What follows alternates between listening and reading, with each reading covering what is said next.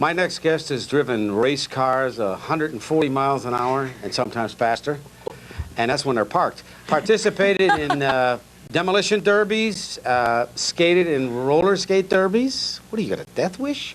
And interviewed construction workers. Now this I couldn't handle. 39 stories above the streets of New York. Mm-hmm. I hope you're being paid well for that. Here is Sarah Purcell. They must be giving you a lot.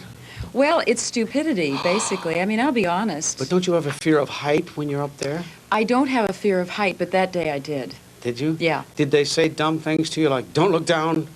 They almost always say that to you. Yeah, nobody said anything at all to me, but I just had this strange fear. You know, the steel workers, we went to do a story on the steel workers, and the steel workers, that to them is like crossing the street. You know, it's nothing spectacular at all to them. And I just got this strange premonition that maybe one of them might want to play a little practical joke on the girl from L.A., right? Goodbye! Yeah. Oh, let's see how scared she gets, you know? And I Did anybody give you one of these? Yeah, well, I was afraid they would. There's always a practical joker that does one of those things. Yeah, and I thought, if they do, I will die. I will just die right Why do here. you do these? You just the kind. Were you that way as a kid? Yeah. Did you take a lot of chances and a lot of dares? Well, I'm a tomboy, you know. It's one of those things I I would just never never know. grew out of. Tomboys usually turn into the most feminine, lovely. My wife was a tomboy, and she's so delicate and feminine and lovely.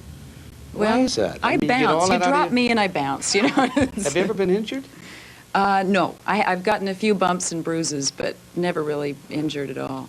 Little psychologically. After that day, I didn't know whether I'd ever go up in an elevator again. Have you ever turned them down on one of their requests of doing something nutty like this? No, I haven't. Because you like but your job, huh? well, the thing is that I was not asked to do that. I was asked to go to the building and to do a story on the steelworkers, but I got there and I thought it's Seemed like the thing to do. It was such a beautiful day in New York, probably the prettiest day I'd ever seen in New York. And I thought, we can't do the story down on the ground. We can't do the story on the 20th floor.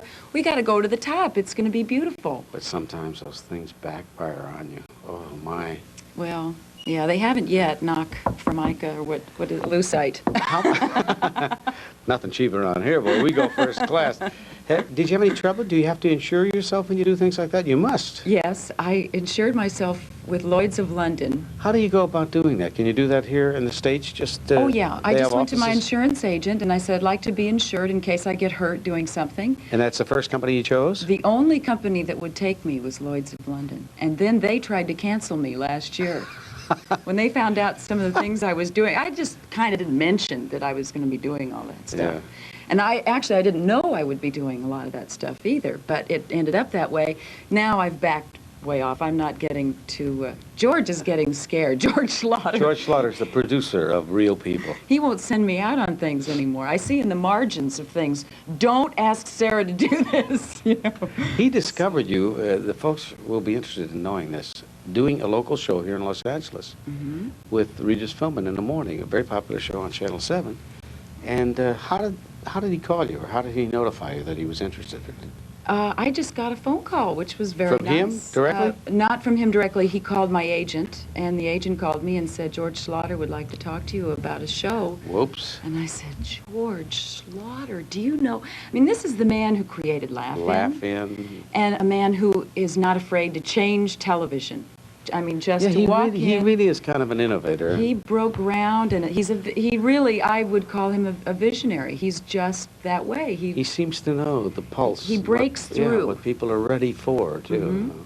And takes so many chances. You hope to branch out yourself, though. You're going to get into the acting end of this business, aren't you? Well, actually, when I met George, my intention was to say thanks, but no thanks. I really want to concentrate on acting. And how long has this been going on in your mind? Oh, about 6, 7 years. I wanted to. And you're working do that. seriously And I at had it? done things. I had done some episodic television and some movies and stuff. And I really wanted to do more of that and to break away a little bit from, I guess they're calling it reality television now. I guess that's what we're doing. This is really reality, kid. We can't go back and erase this. This is it. This is live. Don't you know? Don't you know? How long have you done any live television other than the thing you did here? Only live I had only done live television. My goodness. In fact, when we started Real People for the first 2 years, it was live. So now we're taping some and still doing some You got any live live. stories of things that happened or were Oh, said or yes. done that you can't... Oh, there's a beaut, a real beaut. I'll just go right ahead and tell you about myself. The last part of the show was they had a little poem and they had written, "We'll see you right here next week on NBC." That was the last line. Well, they came up and they said, "We're short of time. All you got time to say is, we're short of time. Goodbye. See you next week right here on NBC." And I said, "Got it. Okay." The red light went on, and I said, "We'll be right back. Well, we're late. We're running out of time. See you next week on ABC." NBC! And then we were off the air. And I thought, I am fired. This is it. I will never work again. And I had to hide.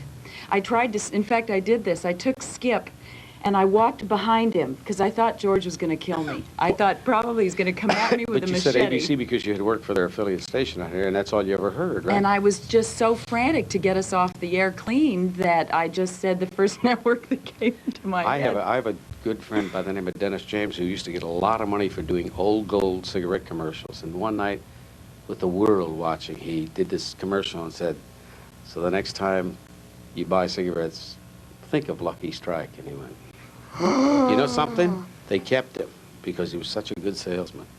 Hey, anybody can make a mistake. We'll be right back on ABC right after this message with Sarah. Right after this message. Or wherever we're working next week.